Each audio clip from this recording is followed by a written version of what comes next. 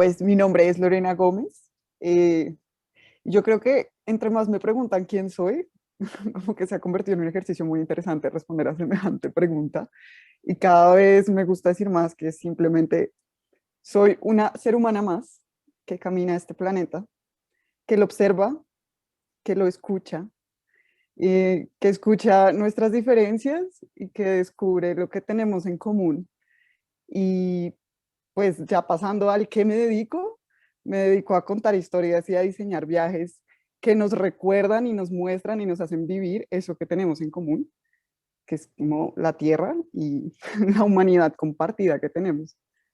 Esa soy, o sea, yo creo que hoy en día soy el resultado de los lugares que he visitado y de las personas que he conocido y todo lo que he aprendido de cada uno de ellos. Wow, qué introducción, Lorena, bienvenida y muchas gracias por acompañarnos en este episodio. Cuéntanos un poco cómo ha sido ese camino que has transitado y cómo es esa manera en que tú creas tus historias.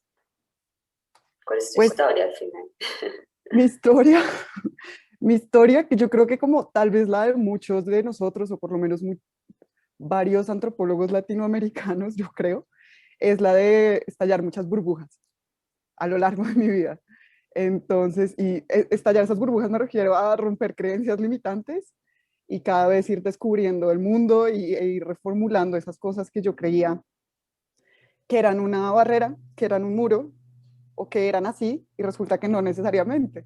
Entonces, digamos, pues yo crecí en Bogotá y estudié en un colegio privado, católico, en el norte de Bogotá, y yo creo que esa fue mi primera burbuja, que pues, o sea, yo sentía que yo veía detrás de las paredes, ahí tenía que haber todo un mundo, ¿no? Y como que, como así que en las noticias había todo un país y en el mundo en el que yo vivía casi no se veía eso.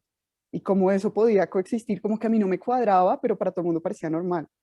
Entonces, ahí es cuando, digamos, yo creo que los viajes en mi vida empezaron a ser muy importantes porque, increíblemente, y creo que pasa, varios de nosotros viajamos más al exterior, conocemos más afuera que adentro de Colombia.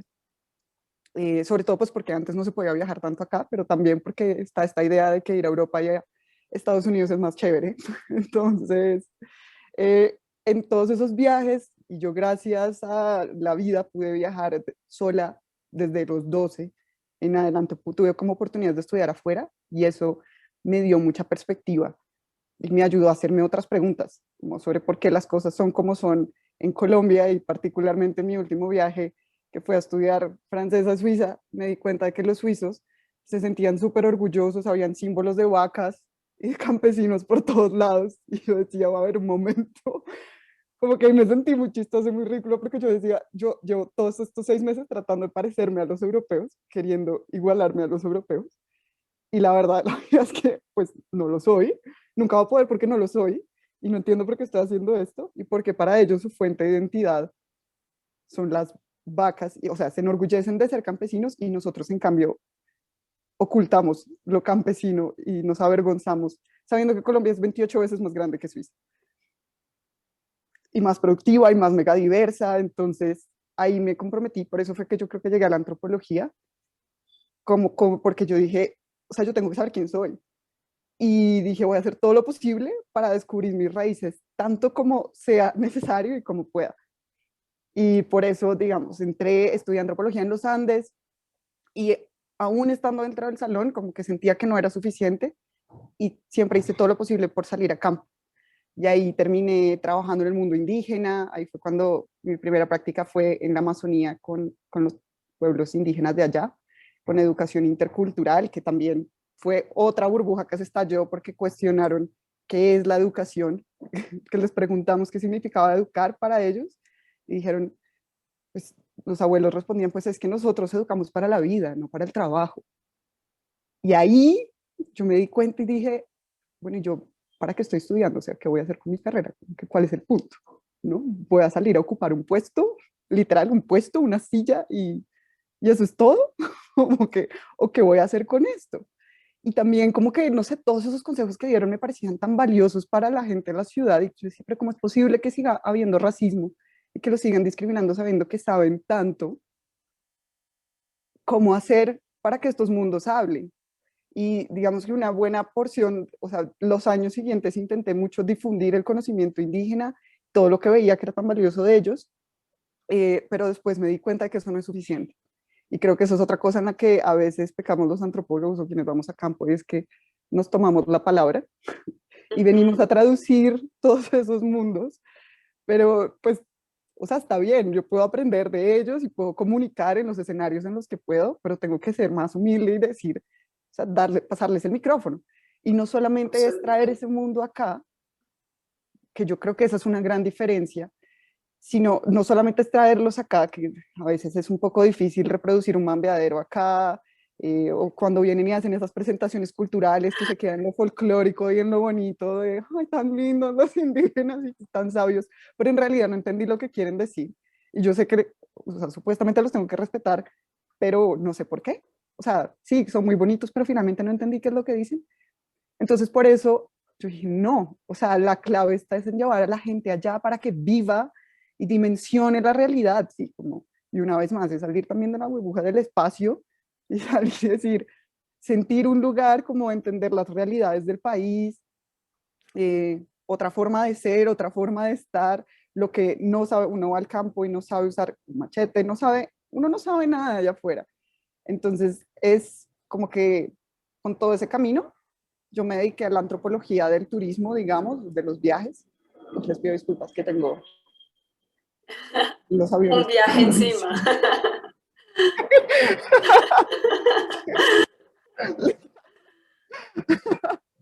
¿Y cómo hiciste ahora? Ahora estás, por ejemplo, en este escenario mundial, ¿cómo has hecho para articular todas estas ideas de todo lo que exploraste en ese momento y un poco lo que está sucediendo ahora? ¿Cómo dialogas con eso? Ese ha sido todo un tema. Pues primero, sabes que he tenido varios diálogos. El primero fue como negociar entre el mundo de la antropología y el mundo de los negocios, el mundo Ujú. privado. Bueno, primero entre la antropología y el turismo, ¿Tú porque crees que casi están no se habla. separados? Sí, o sea, institucionalmente están Sí. separados y yo no veo muchos antropólogos trabajando en ese campo, casi no me he encontrado con nadie, de hecho, y a mí me parece lo más antropológico de la vida, o sea, los viajes son el inicio de pues, de la antropología. Eh, bueno, claro que mi interés también empezó porque yo era guía en la universidad, empecé a hacer, era mi trabajo, porque siempre busqué ser independiente económicamente como mujer, incluso desde que era estudiante. Entonces, ahí fue también que se me prendió el chip. Entonces, yo estudiaba, trabajaba como guía y me iba con los indígenas y todo eso se fue combinando. Pero entonces, Ok. ahí me fui encontrando como con distintos paradigmas y barreras. La primera era la división entre el turismo y la antropología, porque hay muchos antropólogos que, no sé, como, es como si les incomodara el tema del turismo, porque es como, no, es que como si sentir que no, yo no soy turista, entonces eso no tiene nada que ver conmigo, pero pues no es eso. La idea, o sea, son una serie de encuentros humanos que yo creo que además, en lugar de pararse en el lugar de solo criticar académicamente, es como, bueno, ¿cómo podemos aprovechar esos encuentros humanos que están pasando y construir algo para que sean soluciones? Entonces, ahí siento que hay un cambio de actitud súper importante. Entonces, fueron como los mundos del turismo, de la antropología y luego, bueno, saltar a los negocios y crear un emprendimiento, que eso también implicó como superar muchas barreras mentales, pues por lo que significa emprender, también como que un emprendimiento social es distinto a un emprendimiento promedio, porque es que además, como que la antropología obviamente a mí me permite entender cuáles son los impactos de decidir hacer turismo en un lugar y cuál es el sentido que tienen esos viajes, porque la mayoría de las personas piensa que el turismo responsable es solamente ir y pagarle bien a los locales, y creerle a la agencia o contratar gente local y ya, y que estás dando trabajo, pero eso tiene un montón de implicaciones detrás, entre la misma comunidad, los conflictos que se pueden dar entre ellos, la narrativa que se genera. eh, Eso es muy complejo lo que pasa atrás. Y yo, pues a mí me ha implicado hacer un trabajo previo con las comunidades con las que he podido y luego pues vender eso. Pero entonces en eso se ha combinado, se juntó como mi camino emprendedora como con el de consultora en ecoturismo y así he Ujú. podido viajar a estos lugares, entender, conocer a la gente y a partir de ahí pues como que diseñar los destinos. Como consultora de ecoturismo y que te han permitido ahora desarrollar tu proyecto de antropología del turismo? Mm, sí, yo he trabajado en el Chocó, en La Guajira, en el Cauca, con la gente de la Macarena, más recientemente en el Caguán, como que esos han sido caminos paralelos, como que van saliendo trabajos de consultoría y entonces con esos viajo y pues en el proceso también he aprendido, porque inicialmente trabajé en planificación ecoturística y luego a partir de tantos aprendizajes y siendo yo misma guía me di cuenta de que el turismo necesita humanizarse, el ecoturismo también, porque entonces solo hablamos de un sitio natural, solo hablamos de un montón de actividades y logísticas, pero ¿y dónde queda lo humano? Lo más importante cuando tú te vas de viaje, ¿qué es de lo que más te acuerdas? Pues de la historia que te contó el guía y como de lo que uno llegó a compartir con las otras personas. Y realmente eso es lo que importa, porque yo he llegado a la conclusión de que cada lugar tiene una sabiduría eh, y las personas también, y uno puede dejar mucho más que dinero, o sea, tú puedes dejar más de ti. Creo que esa es una forma mucho más significativa de viajar y entonces por eso me convertí, pues he venido como creciendo como consultora en narrativas ecoturísticas, ayudando a las comunidades y a los guías locales con su storytelling, con su inteligencia emocional y con su interacción intercultural. Porque, claro, son personas, y entre en esto especialmente en zonas de posconflicto, como con los de la Macarena y con Caguán Expeditions, es un Dentro proyecto de de Colombia. rafting, Ujú. es un proyecto de rafting en el Caguán, que le pertenece a excombatientes y a algunos locales, algunos civiles locales. Y digamos que pues, eso es lo más reciente. Ya ellos los ayudé a escribir, estuve 3 semanas allá y luego los ayudé a escribir un guión que, que los ayuda a, como a encontrar el lenguaje y un punto medio para poderse comunicar de una forma que sea constructiva y que no cree desencuentros con la gente que los visita, especialmente los colombianos. Genial. Porque sí, porque no es como solamente como asumir que el turismo y paz, entonces el turismo va a dar trabajo y entonces ahora vamos a crear muchos guías y eso es todo, como que no es tan así. Y me parece que el turismo es una forma muy genuina y muy, pues reúne muchas voces para contar la historia del país, para contarnos la historia a nosotros y para contársela a los demás, pues, y en parte del proceso es muy sanador tanto para las comunidades como para quienes viajamos. Entonces, eh, digamos que en ese sentido, reuniendo todas estas cosas y para responderte la pregunta de la pandemia, o sea, yo tuve un proyecto que creé con una colega, bióloga también de la universidad donde estudié, de los Andes. Eh, con ella tuvimos un proyecto que funcionó bastante bien, lo creamos en el 2017.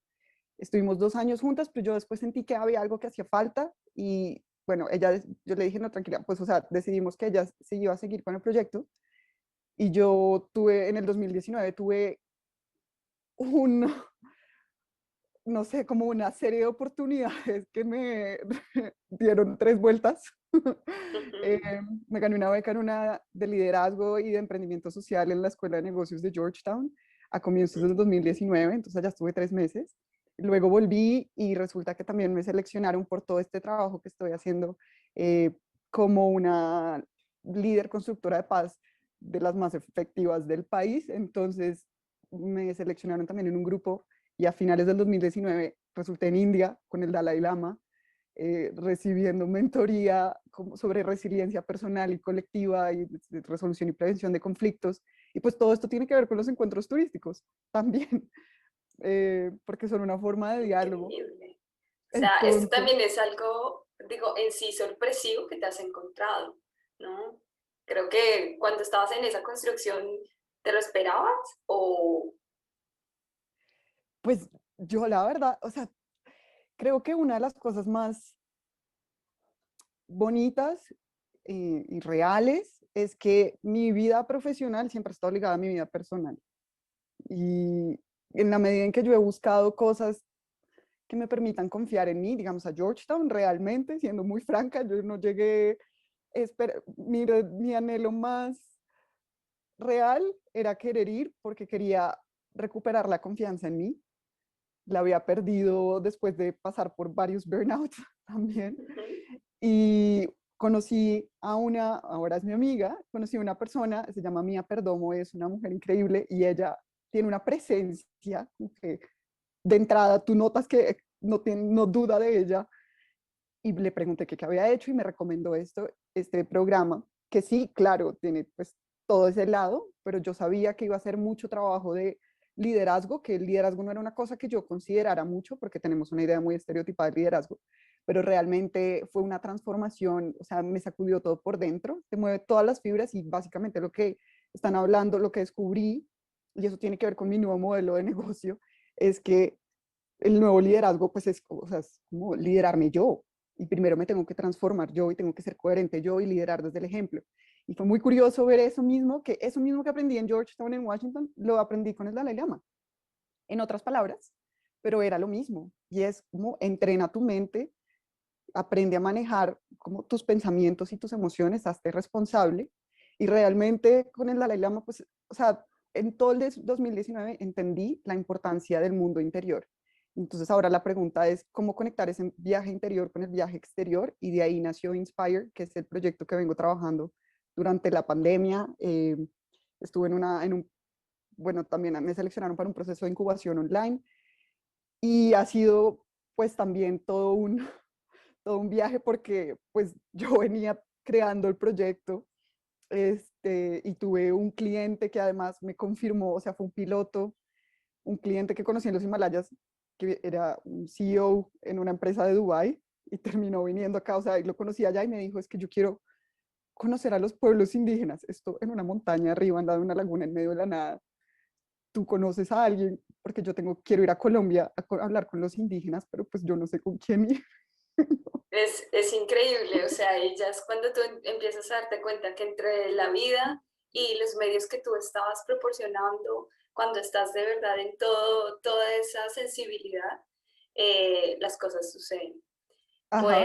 Pues eso, no sé si quieres decir alguna última cosa para toda la gente que se pregunta un poco cuál sería tu consejo para los antropólogos o para gente que quiera entender la antropología aplicada. ¿Cuál sería ese último consejo que nos das antes de irnos? Pues, eh, bueno, antes de eso, quisiera decir que, o sea, este nuevo proyecto se enfoca en viajes de transformación. O sea, Ujú. que en el potencial que cuando uno tiene la intención de viajar desde otro lugar, como con apertura, queriendo escuchar realmente, y no solo con la idea de, de que si voy a un lugar bonito y las comunidades están ahí, yo les estoy dando trabajo, les doy un poquito de plata, pero pues finalmente me están atendiendo, porque todo está muy enfocado en mí. Creo que eso es muy importante para cambiarlo, y hay una oportunidad de crecimiento impresionante. Y creo que finalmente lo que más buscamos todos es un momento de silencio para reconectarnos con nuestra verdadera voz y vivir nuestra vida con nuestra verdadera voz. Entonces, qué bonito cómo poder aprovechar los viajes como una oportunidad de este espacio de reconectarse, o sea, de escucharte, pero primero viéndote a través de los demás, de la naturaleza, y así conectarte contigo misma o contigo mismo. Entonces, eso digamos que es Inspire ahora, y que pues ahorita está como en la construcción de la página web, con la pandemia todo está quieto, pero todos en el sector nos estamos moviendo, haciendo nuevas alianzas, y pues está el trabajo con las comunidades, nos estamos preparando para, para lo que viene, que van a ser pues viajes de grupos pequeños, pero sí como viajes inmersivos y mucho más diseñados. Y como consejo para los antropólogos, yo creo que el principal consejo es desidentificarse de la antropología. Sí. O sea, la antropología es una herramienta más, y yo creo que eso aplica para cualquier carrera, y eso creo que es muy latinoamericano, en Europa eso no funciona tan así, hasta donde yo tengo entendido, como que la gente puede estudiar, no sé, cualquier cosa y trabajar en cualquier otra cosa y no le ve problema, pero acá tenemos una titulitis aguda que hace que uno se defina demasiado a partir del cartón. Y entonces yo creo que lo primero es ser consciente de que la antropología, primero o sea, lo que nos dio fue una herramienta que casi nadie tiene en el mundo, que es aprender a desaprender lo que asumimos como normal. y quitarse ese velo abre un mundo infinito de posibilidades y eso se puede aplicar en cualquier campo, sobre todo porque nosotros tenemos desarrollado el músculo de escuchar, que es uno de los verbos que menos sabemos aplicar los seres humanos hoy en día, de los que más se necesitan.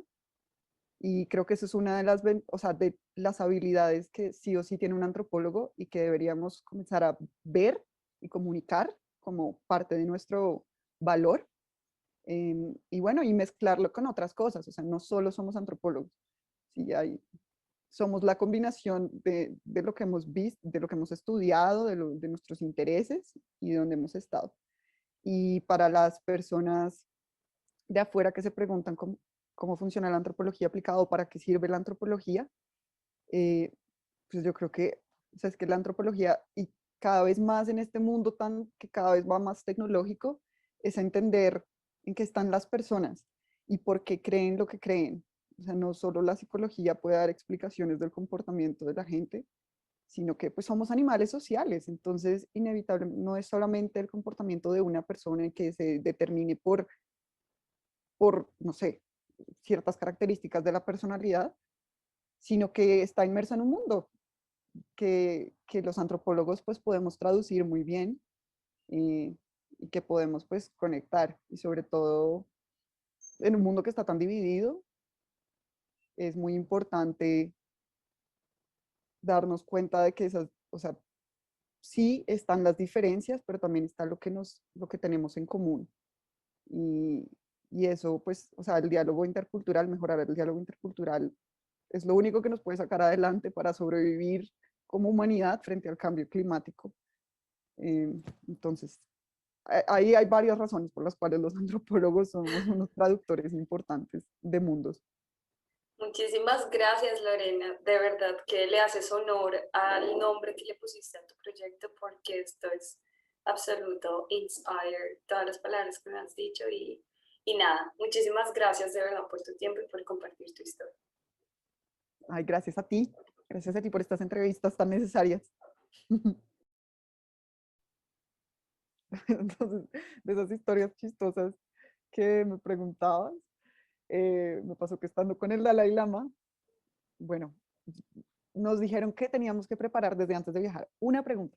Vamos a hacer una pregunta. O sea, ¿qué le preguntarías tú al Dalai Lama?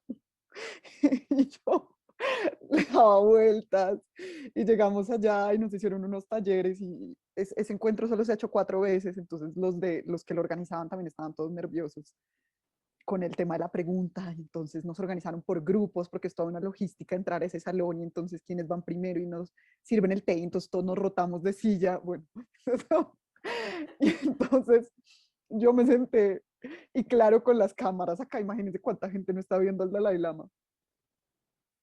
Y yo fui a hacer mi pregunta, que en realidad pues yo quería preguntar sobre cómo sanar las heridas que deja el racismo y la discriminación, de lado y lado.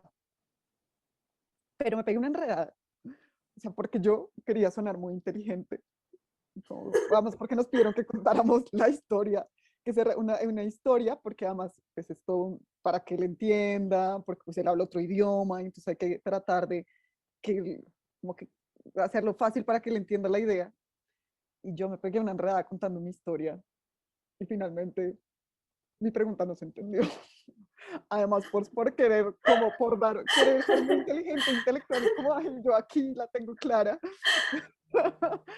Y fallé mal, fallé mal.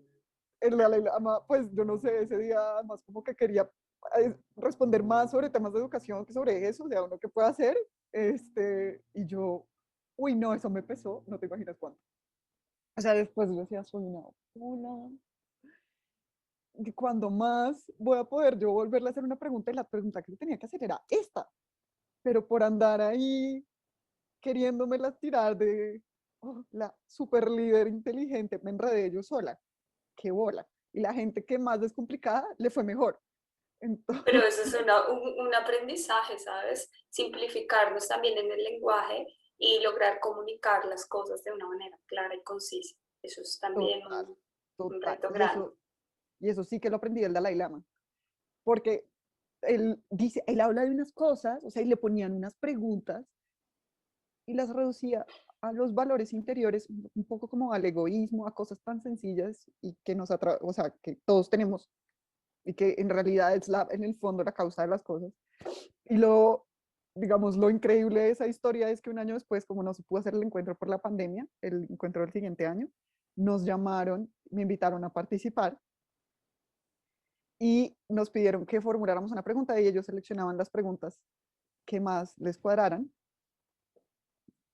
Y yo esta vez estaba cayendo a la misma trampa y en un momento en la ducha dije, no, un momento, voy a pensar, no por la pregunta, o sea, no voy a hacer la pregunta porque yo quiero figurar y quiero que me escojan, sino que voy a pensar realmente, era una conversación sobre, se llamaba Conflict, COVID and Compassion, conflicto, COVID y compasión. Y decidí pensar con el corazón. Y la pregunta salió de una porque me acordé de una amiga, una anterior jefa que estaba perdiendo su empresa, perdió a su papá, con el COVID tantas cosas.